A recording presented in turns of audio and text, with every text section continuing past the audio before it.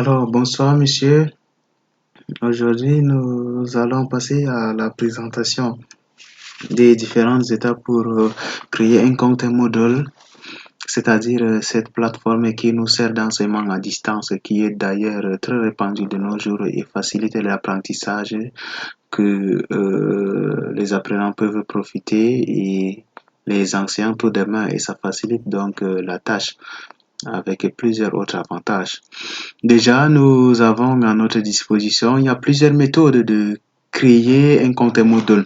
La première est celle de télécharger le logiciel ZAM. Le logiciel ZAM sur Play Store selon la version de la machine, on installe.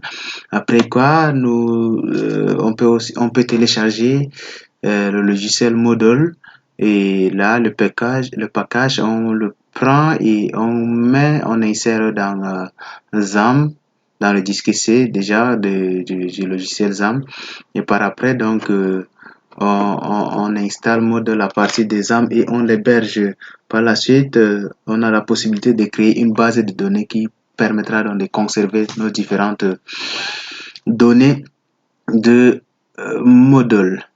Alors, la méthode qu'on va utiliser aujourd'hui est celle de module cloud, c'est-à-dire créer un compte en ligne. Et là, donc, nous sommes partis sur notre navigateur Microsoft Edge et nous avons tapé module cloud. Cela nous a conduit à une interface et nous avons sélectionné donc créer un compte en tant qu'enseignant. Et là, on a là ici à ce niveau faire l'essai gratuit. Sinon, après 30 jours, on va demander de payer l'utilisation. Alors, par la suite, nous sommes là, on a créé avec nos différentes informations un mot de passe et le nom d'utilisateur et plusieurs autres informations. Voilà, nous sommes parvenus à ce niveau, surtout avec notre adresse mail.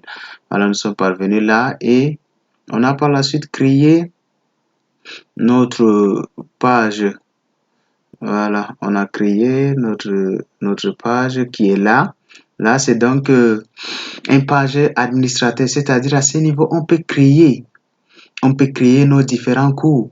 On peut créer les cours et puis on peut les dispenser en ligne à distance. Voilà, on a ici mes cours, administration du site. Ça veut dire qu'on peut modifier à n'importe quel moment où on veut. Voilà notre profil qu'on peut aussi modifier selon nos besoins. Et là, c'est le mode d'édition. C'est pour d'ici, c'est activé. On pourra mieux modifier selon nos préférences. Alors là, c'est le tableau de bord qui est là. Et ici, c'est déjà l'accueil.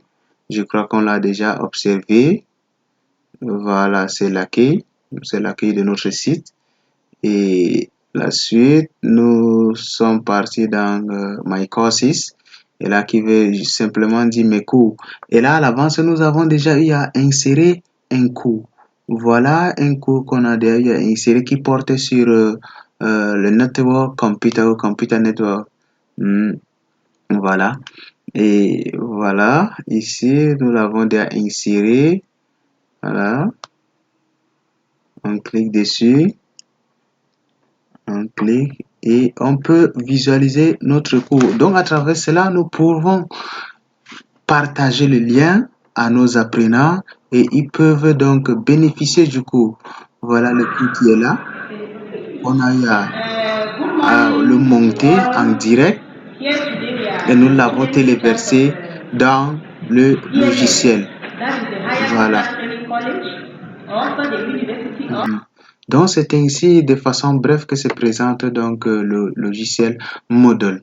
C'est pour dire, il y a les modes d'évaluation qui sont toujours là sur notre interface selon plusieurs fonctionnalités. Le mode d'utilisation, après les cours, on peut évaluer et les élèves peuvent poser des questions. Voilà.